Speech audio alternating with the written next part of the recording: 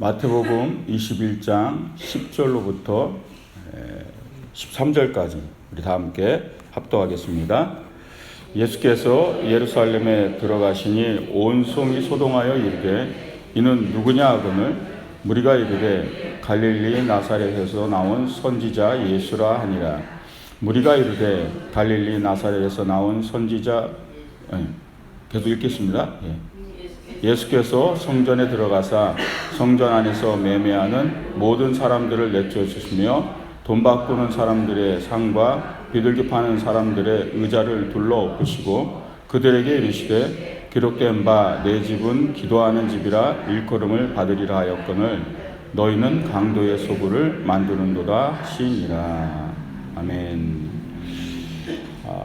오늘 이번 주간은 그 신년 축복 예배죠. 축복을 받으려면 제가 늘 하는 원리가 있다 그러잖아요. 먼저 하나님 앞에 교회를 바로 세우는 것이 가장 축복을 받는 길이에요.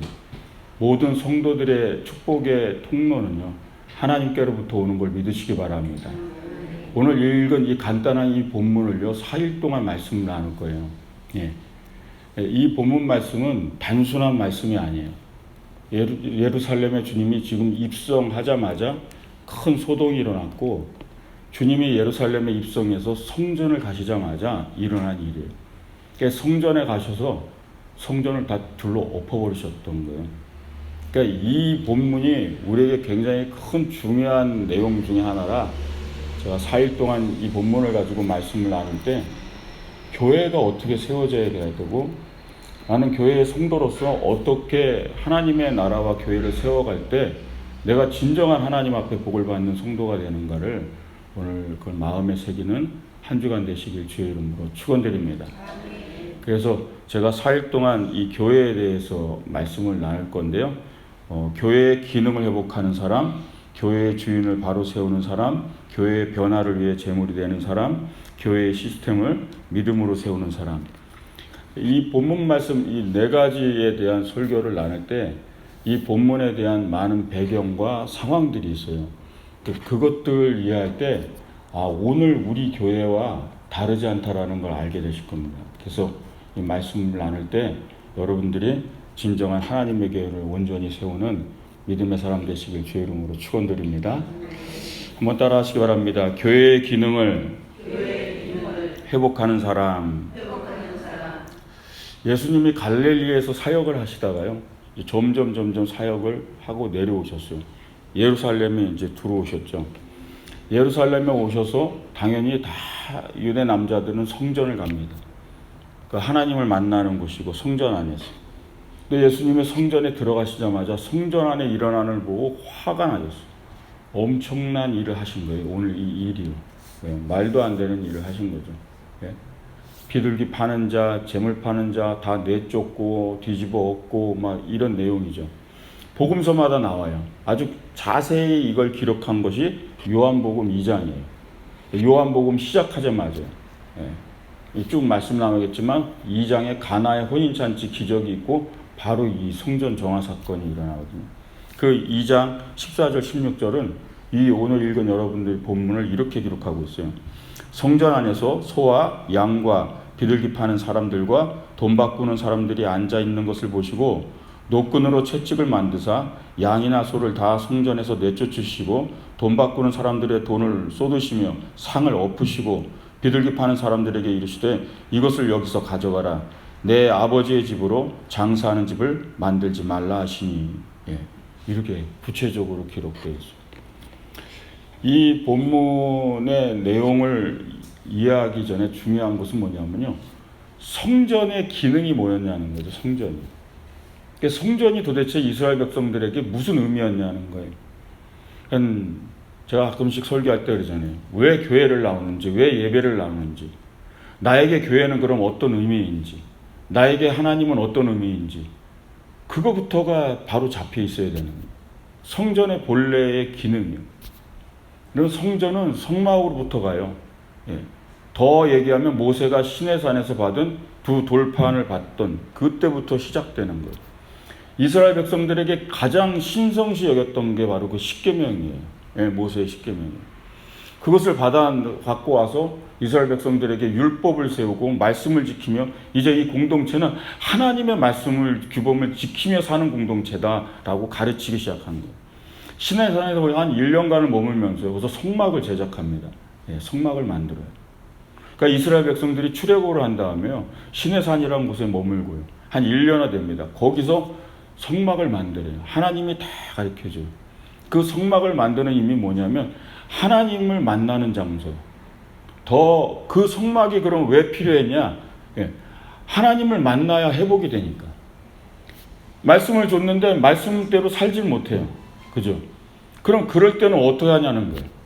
하나님의 계명을 받아갖고 내려왔는데 이 계명대로 못 사는 거에 또 죄를 짓고 또 여러 가지 일들을 하는 거예요. 그러니까 성막을 만들고 하나님 거기 와서 뭐요? 죄사함을 받으라는 거예요. 속죄의 제사를 드리고 속건의 제사를 드리고 번제와 이런 제사를 드리면서 내 죄를 씻음받는. 그러니까 성막이 아니면 이 죄를 씻을 수 있는 기능이 없는 거예요. 하나님 말씀을 주시고 말씀을 지키지 못할 때 회복을 할 수 있는 기능. 그게 성막인 줄 믿으시기 바랍니다. 회복할 수 있는 길이 없어요. 성막이 없으면. 그래서 성막, 나중에 제가 성경 공부할 때 다 보여드리겠지만 성막에는 지성소와 성소가 있어요. 성소로 들어와서 지성소, 거기는 제사장만 들어갈 수 있어요. 대제사장만. 그 안에 성소 안에 법궤를 모셨고 법궤 안에 그 십계명을 모신 거예요. 그리고 거기가 하나님 만나는 장소였어요. 이스라엘 백성들은 모든 사람들이 성막에 와서 제사를 드리며 회복하던 거예요. 근데 다윗이 생각을 했죠. 나중에 왕이 된다. 나는 이 휘황찬란한 궁궐에서 사는데 저 성막, 말 그대로 천막이거든요. 하나님은 천막에서 가는 게 마음에 걸리니까 계속 성전을 지켰다고 모으신 거예요. 여러 가지를 막 모으고 돈을 모으고 재물을 모으고 준비를 다 한 거예요. 그래서 다윗이 사실 이 성전을 질 준비를 다 해놓고요. 그 아들 솔로몬이 이 성전을 진 거예요. 그리고 성전을 졌을 때 솔로몬이 하나님께 뭐라고 기도하냐면요. 백성들이 와서 이 성전에 와서 엎드려서 하나님께 기도하면 하나님 들으시고 이 백성들에게 축복을 해달라고, 복을 달라고. 이 백성들이 어떤 문제가 있으면 이 성전에 와서 엎드리면 이 백성들이 회복할 수 있게 해달라고. 그게 솔로몬의 성전 봉헌 기도의 핵심이에요. 자, 그럼 성전의 본래의 기능이 뭐예요? 회복하는 거예요. 하나님 말씀대로 살지 못하고 하나님 법도대로 살지 못해서 내가 성전을 찾아 나와서 엎드리면 하나님이 뭐예요? 나를 회복시켜주는 거예요. 그게 교회의 기능인 줄 믿으시기 바랍니다. 같은 원리였어요. 근데 문제는요. 주님이 지금 이 땅에 오신 거예요. 오셔서 뭐예요? 그 성전을 가신 거예요. 그 오랜 역사 속에서 십계명 모세가 돌판을 받아서 성막을 짓고 솔로몬 성전을 짓고 온 그 수많은 이스라엘 백성들의 말하자면 이게 예배의 역사죠. 그 예배를 드리는 회복하는 기능을 담당했던 그 성전에 주님이 오셨는데 문제가 뭐예요? 난리가 난 거죠. 주님 볼 때. 왜? 성전의 기능을 상실한 거예요. 재물 파는 사람들이 가득하고요. 여기 돈 바꾸는 자들, 비둘기 파는 자들 한가득입니다. 도대체 내 아버지 집이 원래 어떤 집인데 왜 이렇게 됐느냐는 거예요. 왜 이들을 다 내쫓으시고 주님이 성경에 보면 화낸 적이 거의 없으시죠. 이렇게 분노하고요. 채찍을 만들어서요. 막 상 없고 막 그 주님의 분노가 어마어마했던 거죠. 이렇게 된 데는 우리 인간의 모든 역사 속에 나타나는 본성을 다 알 수 있는 부분이 있어요. 뭐냐면 6월절이요. 지금도 6월절이라고 하잖아요. 6월절은 이스라엘 백성들이 역시 출애굽할 때예요. 모세가 이스라엘 백성들을 애굽에서 인도할 때 마지막 장자의 죽음이죠. 그죠? 모든 처음 것들은 짐승이고 사람이고 다 죽을 때 그때 이스라엘 백성만은 뭐죠? 패스오버로 넘어갔다고요. 그들의 장자들은 다 살았다고. 그거를 기념하는 절기가 6월절이에요. 6월절 넘어가다라는 뜻이에요. 재앙이 뭐요? 넘어가다고요. 축복을 받는 절기라고요. 그래서 내게 재앙이라는 게 넘어가는 거예요. 미치지 않는 거예요. 그 절기를요. 왜? 하나님이 나를 보호하시니까. 그래서 6월절 절기가 되면 수많은 순례자들이 전부 다요 예루살렘으로 오기 시작하는 거예요. 예. 엄청난 이스라엘 역사가 여러분 알다시피 망하잖아요. 예. 북왕국과 남왕국이 망하면서 전부 다 끌려가요. 예. 바벨론, 아수르, 메데바사, 페르시아 그 모든 강대국에 의해서 다 흩어져요. 이 사람들이 수많은 나라에 흩어져 있다가 6월절이나 절기가 되면요 전부 다 예루살렘으로 몰려옵니다. 예. 당시 예루살렘 인구의 10배가 넘었다 그래요. 6월절에 오는 사람들이. 엄청난 사람들이 6월절이면 예루살렘에 다 몰려오는 거예요. 그러면 어떻게 되겠어요? 이 사람들이 다 잠자야 되죠. 먹어야 되죠. 예. 상권이라는 게 형성이 되기 시작한 거예요. 상권이. 예루살렘 중심으로. 예. 그리고 제사를 드릴 때 원래 규례는 뭐냐면 내가 하나님 앞에 드리려고 정말 6월절에 이 제물을 드리려고 양을 곱게 기르는 거예요. 내가 직접 길러서. 그게 소든 자기 형편에 맞게 어려운 사람은 비둘기라도. 그래서 가장 봐서 흠이 없는 걸 드리는 거예요. 흠이 없는 걸. 그런데 이 사람들이 너무나 먼 타국에서 오다 보니까 제물이 죽거나 예, 내가 키운 제물이 오다가 이제 죽거나 막 흠집이 나거나 더러워지거나 막 이러니까 이 사람들이 뭐요? 제물을 여기 와서 사는 거예요. 그러니까 제물 장사꾼들이 이제 나오기 시작한 거죠. 제물을 파는 소 팔고 양 팔고 비둘기 파는 사람들이 예, 이 예루살렘에 모이기 시작한 거죠. 이제 상권들이 이렇게 형성된 거예요. 근데 문제는 인간의 이권들이 생기기 시작하면 여기에는 그러니까 쉽게 얘기하면 돈이 된다 생각하면 사람들은 거기에 전부 다 달려드는 거죠. 자, 성전을 관장하는 사람들이 있어요. 사제들이에요. 예, 사제들이에요. 제사장 계급들이. 이들이 여기에 이제 관여하기 시작하는 거죠. 그래서 재물을 가지고 오면 그 재물을 보는 거예요. 하나님께 드릴 수 있는 합당한 양인지 손질을 판별하기 시작하는 거죠. 그래서 보고서 야 이건 흠이 있어서 못 드린다 하고 돌려보내면 그러면 그 양을 잡아서 하나님께 제사를 드릴 수가 없는 거예요. 사제들이 돌아가라 이건 못 드린다 이러면. 그게 횡포가 시작된 거예요. 왜냐하면 재물장사꾼과 사제가 어둠의 커넥션이 이제 형성이 되는 거죠. 예. 그래서 사제가 가라고 하는 재물 파는 장사꾼한테 가서 사갖고 와야 오케이 해주는 거예요. 사람들 다 알아요. 아는데도 어쩔 수가 없는 거예요.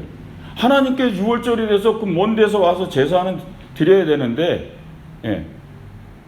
못 드리게 하니까요. 그러니까 비싼 돈을요. 10배가 넘는 돈을 줘가면서 예. 재물의 값이 원래 10만 원이면 100만 원 이상 된다는 얘기예요. 그런데도 그 돈을 주고 사갖고 오는데 더 어처구니 없는 건 막 말도 안 되는 막 하나님께 드리기도 어려운 막 병들고 막 다 죽어가고 막 이런 재물들을 그냥 막 그 비싼 값에 팔기 시작하는 거예요. 제사를 드려온 모든 사람들이 다 알아요. 이건 잘못된 거라고요. 잘못된 구조고 이거는 바뀌어야 되는 구조다. 그런데 누구도 말할 수가 없는 거예요. 그 모든 사제 계급이 이것들을 다 잡고 있으니까요. 그러니까 재물의 가격이 이래도 어쩔 수 없는 거예요. 그거를 사고서 들어와서 이렇게 드리는 거죠. 그것만 있는 것이 아니에요. 환전상들이. 이건 왜냐하면 이스라엘 백성들은 성전세를 내야 들어와요. 성전에 들어올 때 그 성전세는 원래 성전을 유지하고 관리하기 위해서 받는 거예요. 근데 거기다 의미를 부여하는 거죠. 그게 뭐냐면 이거는 그리스 화폐나 로마 화폐로 주면 안 된다는 거예요. 유대 화폐로만 내야 된다는 거예요. 세겔이 유대 화폐거든요. 은하예요. 근데 그 당시 로마 세계 지배 속에서 통용되는 것은 그리스하고 로마 화폐예요. 그러니까 드라크마하고 데나리온 이런 돈들이에요. 그러니까 그거를 갖고 와가지고 성전세를 내려고 그러면 환전상의가 앞에서 지키고 있는 거죠. 바꿔야 된다. 유대 화폐로. 근데 어떻게 바꿔요? 수수료 떼는 거죠. 말도 안 되는 돈을 떼는 거예요. 그래 말도 안 되는데 그 돈을 바꾸는 거예요. 못 들어오니까요. 성전세를 내요. 횡포들이. 역시 사제 계급들하고 다 연결이 되어 있죠. 황전상들이 어디 자리에 위치하느냐, 어디에 서 있느냐. 예. 예루살렘을 중심으로 상권, 거대한 상권이요. 예. 지금 예만 들은 거예요.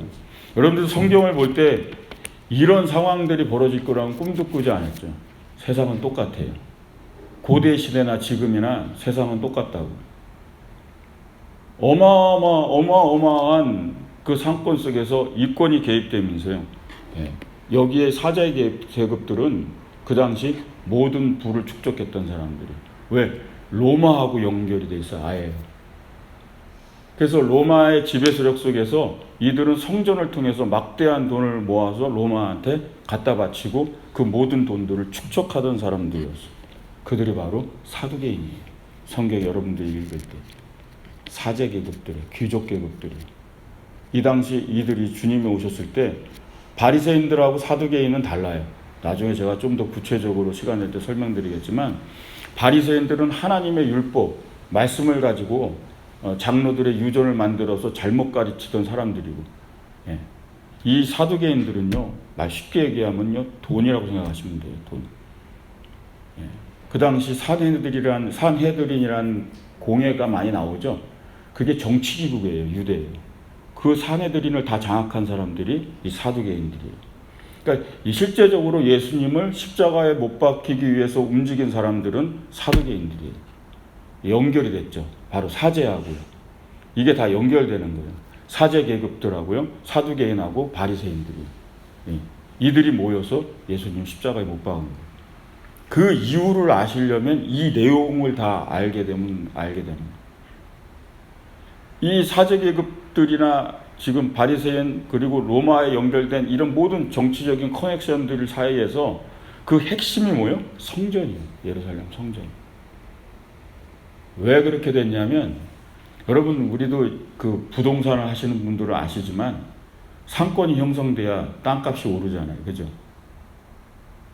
점점 들어오는 거예요. 예. 성전을 중심으로 멀수록 싸고 가까울수록 비싸질 수밖에 없죠. 그죠? 재물 파는 사람, 돈 바꾸는 사람, 수많은 뭐 숙박업소고 뭐고 점점 예루살렘 성전하고 가까야 비싸죠. 그러다가 뭐요? 성전 안으로 들어와 버린 거예요. 아예. 여기다가 차린 거예요, 여기다가요. 예. 아예 들어와가지고 여기서 재물을 팔고 여기서 돈 바꾸고, 예. 그리고 여기는 뭐요? 가장 비싼 곳이에요. 가장 비싼 자릿세를. 그러니 그 당시 상황이 어땠겠어요? 대제사장과 사제 계급들과 수많은 정치 지도자들과 말 그대로 지금 있는 이 사회와 똑같아요. 정경유착이라 그러죠. 네, 그것들이 다 일어난 상황 가운데 있었던 거예요. 성전 중심으로 모든 것들이 형성돼 있었던 거예요. 성전이 원래 어떤 곳이었어요? 원래 성전의 기능이요, 회복하는 거라고요. 말씀을 대로 살 수 없어서, 십계명의 율법대로 살 수 없어서 그걸 어길 때마다 하나님께 죄송해서 제사함을 받고 하나님이 죄를 사해 주시니까 다시 힘을 얻고, 그 회복의 기능이 바로 이 성전의 기능인데요. 그 기능은 다 잃어버린 거예요. 그래서 주님이 오셔가지고 다 둘러 엎으신 거예요. 말 그대로 다 때려 엎으신 거예요. 성전 안에. 놀랄 수밖에 없죠. 그 사람들은 내가 가장 비싼 돈을 주고 여기 와서 지금 하고 있는데 주님이 그걸 다 막 내쫓고 뒤집어엎고 난리가 납니다. 나사렛에서 온 자, 이 자가 누군데? 예. 예수님이 왜 슈퍼스타가 됐는지 아세요? 이것 때문에 슈퍼스타가 되신 거예요. 다 알고 있었어요.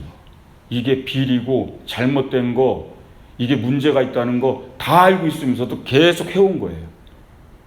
모든 사람들이 제사를 드릴 때마다 이건 아닌데, 모든 사람들이 제물을 드릴 때마다 이건 아닌데, 그런데도 계속 그러고 있었어요. 근데 어느 날 웬 갈릴리에서 온 남자가 다 뒤집어 놓기 시작한 거예요.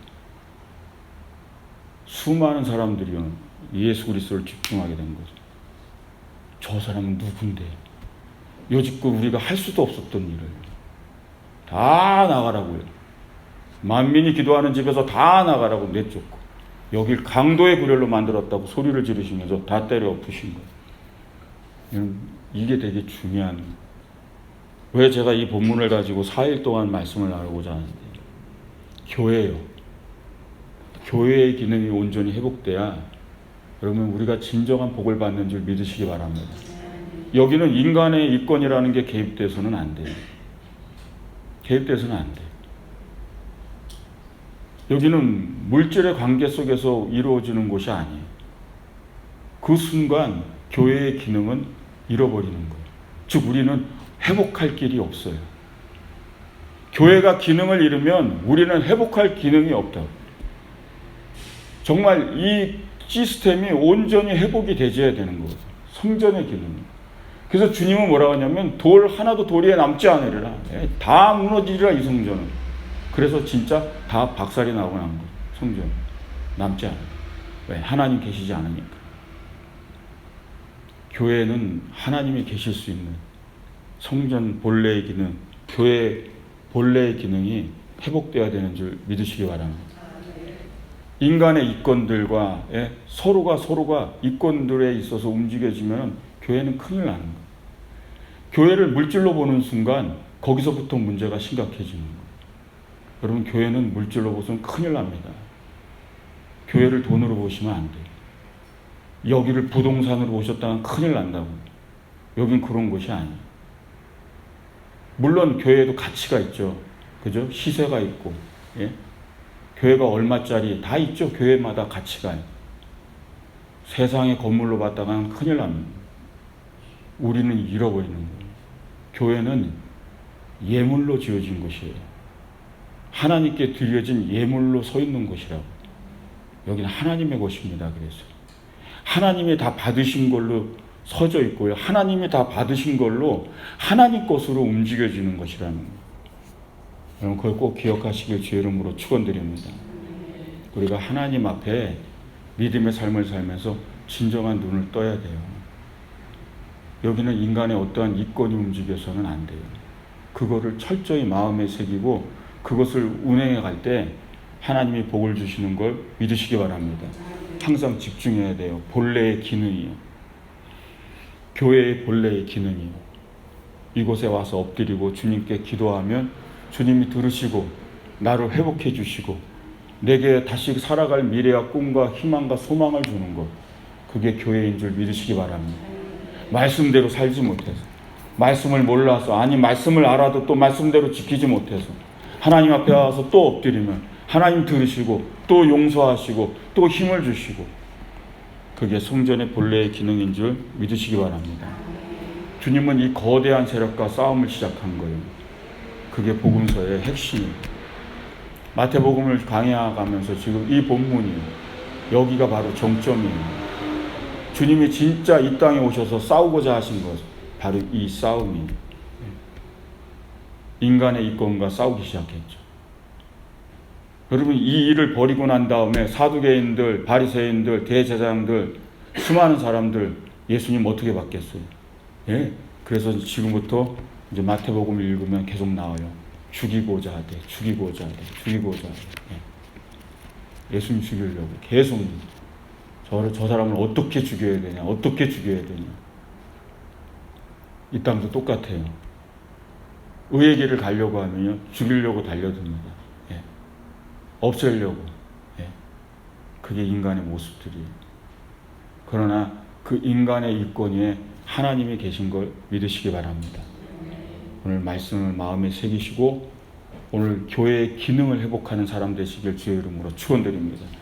주님처럼 교회에 제대로 된 기능이 하나하나 회복되는 일을, 그것을 감당하고 그걸 위해 기도하고 그 본래의 기능 앞에 예배하고 찬양하고 하나님의 영광을 체험하고 거기서 내가 주님 앞에 모든 영광을 올려드리고 그 은혜와 능력을 받는 그런 아름다운 교회의 기능을 회복하는 믿음의 사람 되시기를 주의 이름으로 축원드립니다. 기도하겠습니다.